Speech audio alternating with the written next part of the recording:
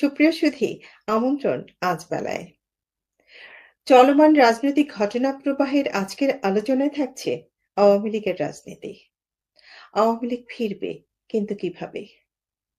চলুন আজকের আলোচনায় একজন মানুষের অবয়ব কল্পনা করুন, যার চমৎকার একটি মাথা আছে, পেশিবহুল শরীর আছে, কিন্তু আর্থ্রাইটিস সহ নানাবিধ হাড়ের সমস্যায় জর্জরিত।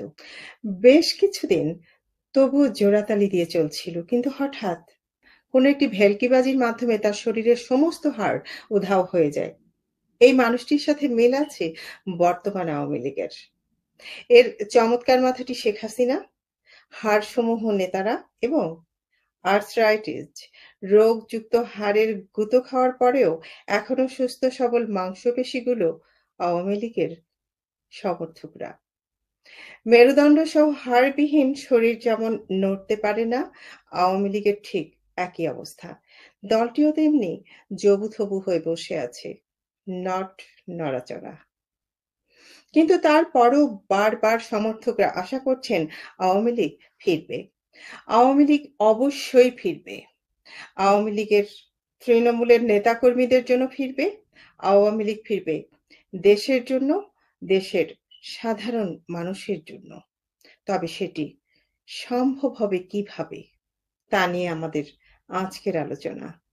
আমন্ত্রণ আজ বেলায়। বর্তমানে আপনারা কি দেখছেন? বর্তমানে দেখছেন ইউনূসের শাসন।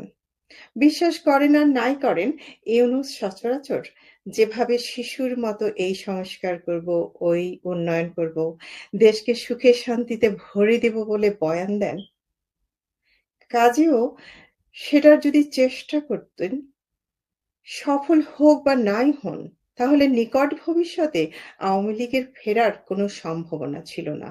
পক্ষান্তরে ইউনূস যেভাবে দেশকে স্বাধীনতা বিরোধী আদর্শে চালিত করেছে, দেশের অর্থনীতি বিপর্যস্ত করেছে, দেশের স্থাপনা ধ্বংস করেছে, দেশের হেরিটেজ ধ্বংস করেছে, নিজের ট্যাক্সের টাকা মেরে দিয়ে দেশের জনগোষ্ঠীর ওপর 15% ভ্যাট চাপিয়ে মানুষের ওপর অবর্ণনীয় দুর্বিষহ অত্যাচার চালাচ্ছে।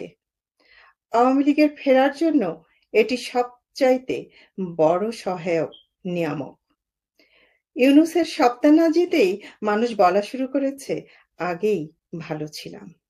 প্রত্যাশা অনুযায়ী খুব বেশি ভালো ছিল না প্যান্ডামিক পরবর্তী ইউক্রেন-রাশিয়া যুদ্ধের কারণে। কিন্তু ক্রমাগত অনিয়ম অনাচার, মবক্রেসি, হত্যা, লুট, ডাকাতি, রাহাজানি এবং ধ্বংসের মাধ্যমে মানুষের সেই ক্ষত ভুলে দিয়েছে ইউনূস। এবার দেখা যাক বিএনপি কি করছে।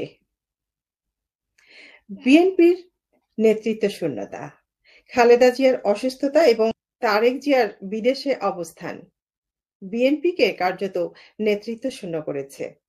আওয়ামী লীগ শাসনামলে 15 বছরে তাদের পেট্রোল বোমা নীতি ফেল করবার পর তারা লিপ সার্ভিসের বাইরে কোনো রাজনৈতিক কর্মকাণ্ড করেননি। তারা এতই অথর্ব যে বিএনপি জোটের জামায়াত ইউনূস আমেরিকা পর্যন্ত মেটিকুলাস ডিজাইনের অন্তত শেষ স্তরে এসে তাদেরকে মাইনাস করে দিয়েছে। তাদের উপর ভরসা করতে পারেনি। সেই অবস্থা এখনো চলমান। সমর্থন অনুপাতে তাদের রাজনৈতিক প্রভাব থাকলে তারা এতদিনে ইলেকশন-টিলেকশন করিয়ে রাষ্ট্র ক্ষমতায় বসে যেতে পারত। আপাতত গণতন্ত্রের যে ভ্যাকুয়াম বাংলাদেশে তৈরি হয়েছে, সেটি পূরণ করে ফেলতে পারত।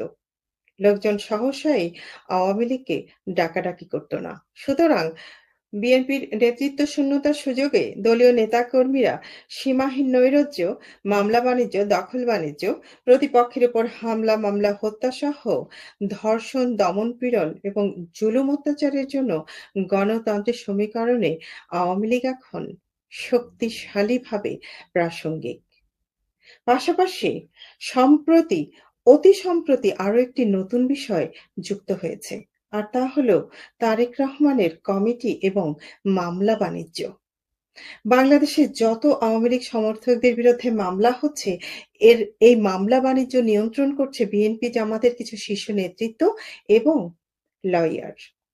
এই এই মামলা প্রত্যাহার এবং জামিন বাণিজ্যের সিংহভাগ টাকা ভাইয়ার ডান হাত বাম হাত খ্যাত নেতৃত্বের হাত ধরে লন্ডনে পৌঁছে যাচ্ছে। একইভাবে দলীয় কমিটি বাণিজ্যের ক্ষেত্রে তাই কাজ করছে। গত কিছুদিন আগে জামালপুর জেলার বিএনপির আহ্বায়ক কমিটি বিক্রি হয়েছে ৫ কোটি টাকায়।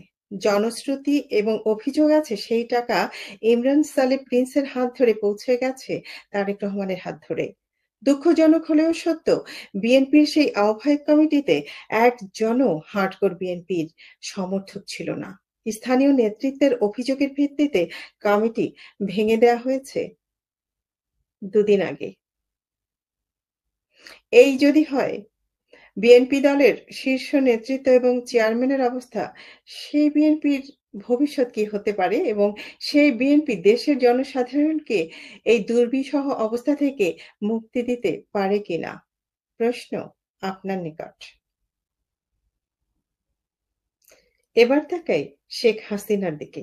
শেখ হাসিনা গত ৩০ বছরে আওয়ামী লীগের অস্তিত্বের জন্য সবচাইতে ভালো যে ঘটনাটি ঘটেছে সেটি হলো ৫ই আগস্টে শেখ হাসিনার বেঁচে যাওয়া।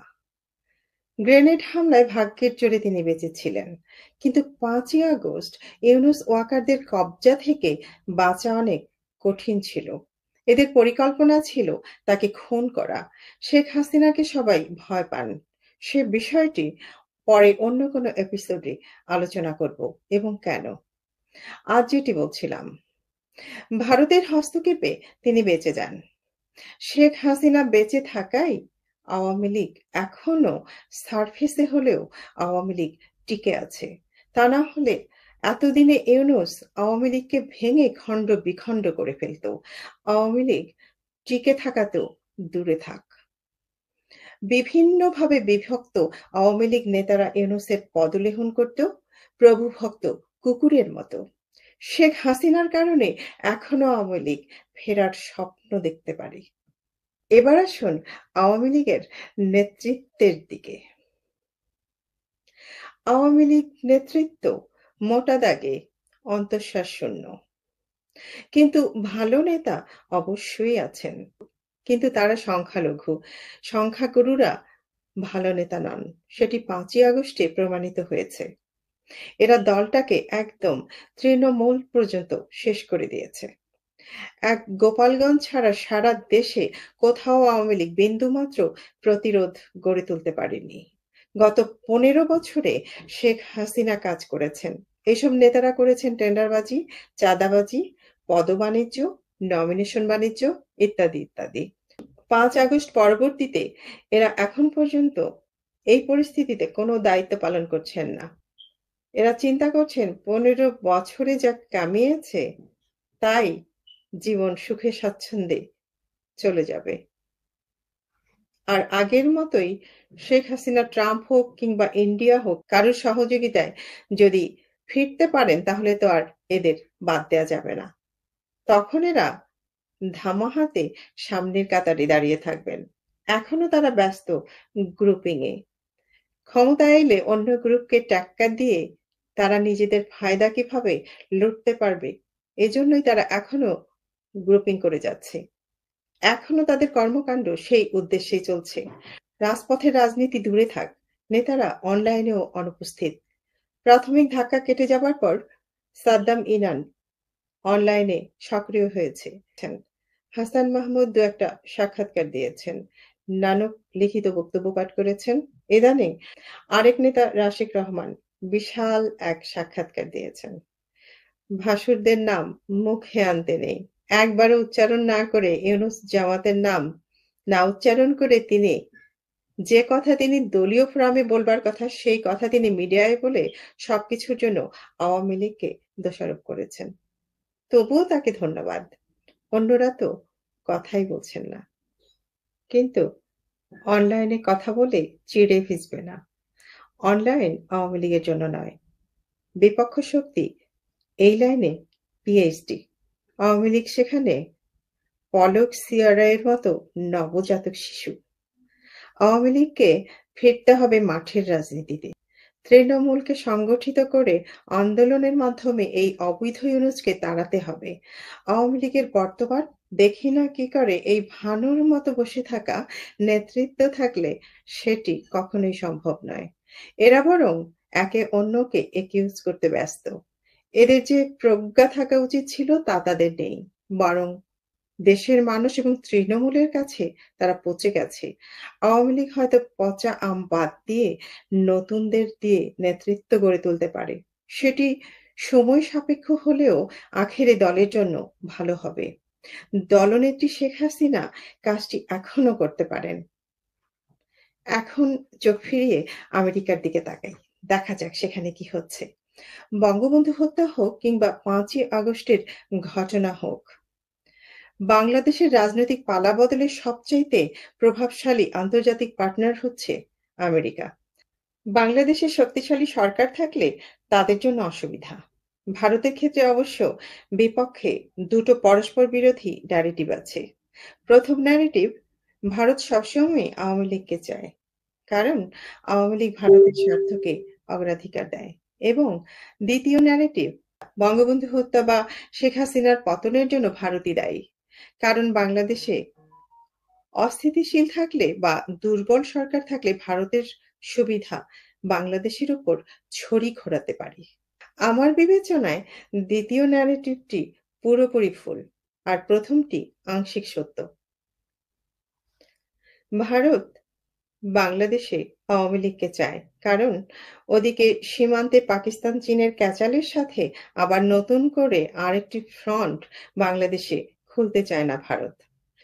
আওয়ামী লীগ ক্ষমতায় থাকলে ভারতের বিচ্ছিন্নতাবাদী সংগঠনগুলো বাংলাদেশে আশ্রয় পাওয়ার সম্ভাবনা কমে। আবার বাংলাদেশের মধ্য দিয়ে তাদের হাতে অস্ত্র চোরাচালানের সমীকরণও আছে।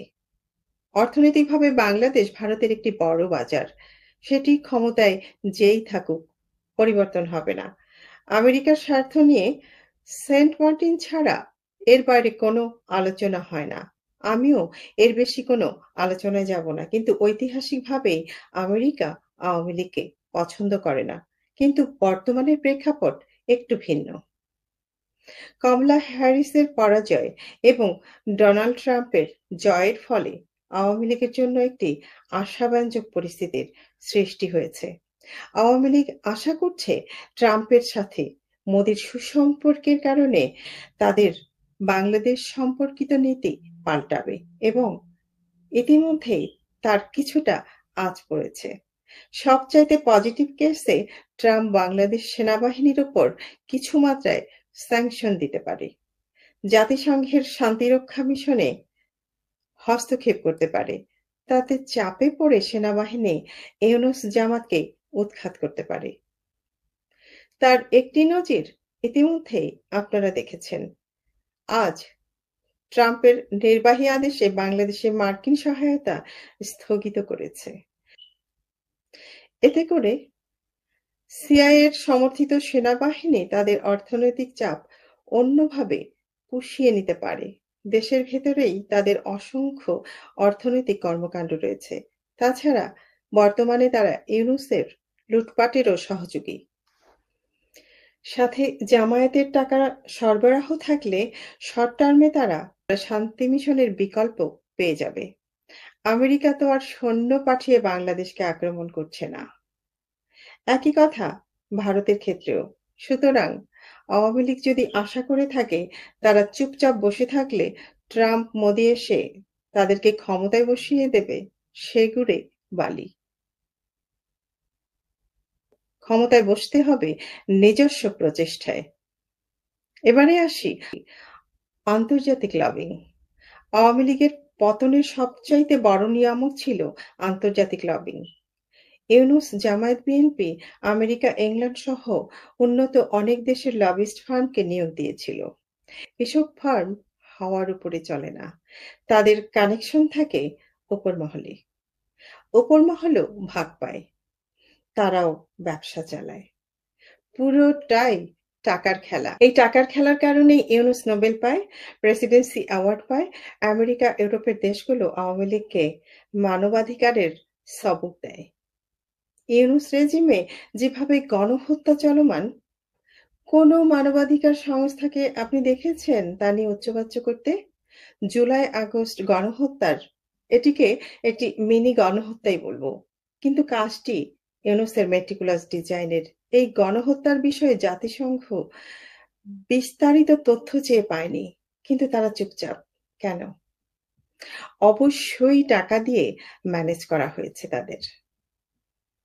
প্রশ্ন হলো, জামাত বিএনপি ইউনূসের টাকা আছে। আওয়ামী লীগের কি টাকা নেই? না, আওয়ামী লীগের টাকা নেই। কেন নেই তা বলছি।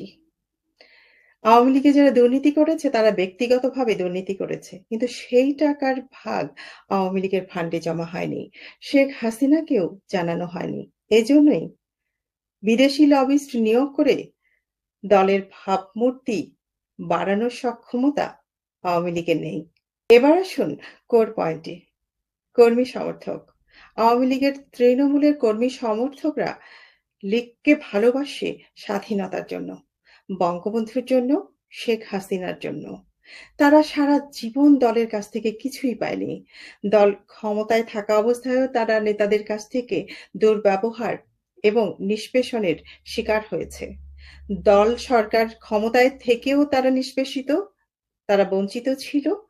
দল এখন ক্ষমতা হারিয়েও সবচাইতে অত্যাচার, দুর্যোগ, দুর্বিপাক এবং অত্যাচারের শিকার তারাই হচ্ছে। তারপরও তারা দলকে ছাড়েননি। এদেরকে সংগঠিত করতে পারলে এরা এখনো শেখ হাসিনার জন্য অনায়াসে জীবন দিতে পারে। দেশকে বাঁচানোর জন্য আরেকটা মুক্তিযুদ্ধ করতে পারে। সরকারে থাকলে দলের ক্ষয়প্রাপ্তি ঘটে।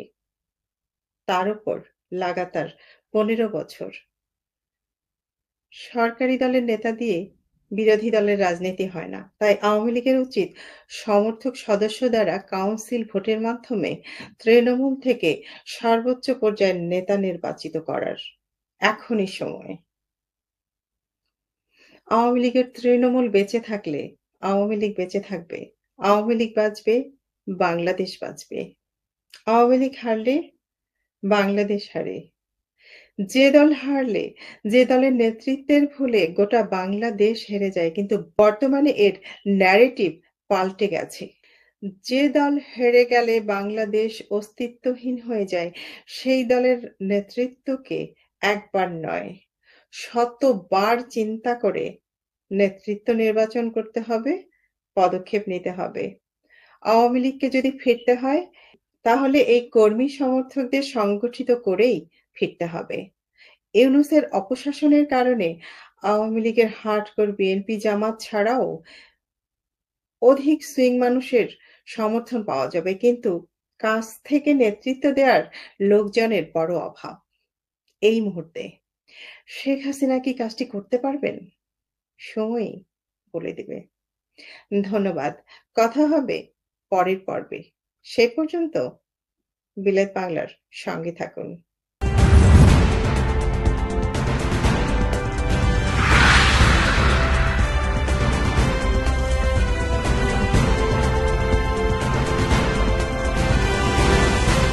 আপনারা দেখছেন বিলেত বাংলা।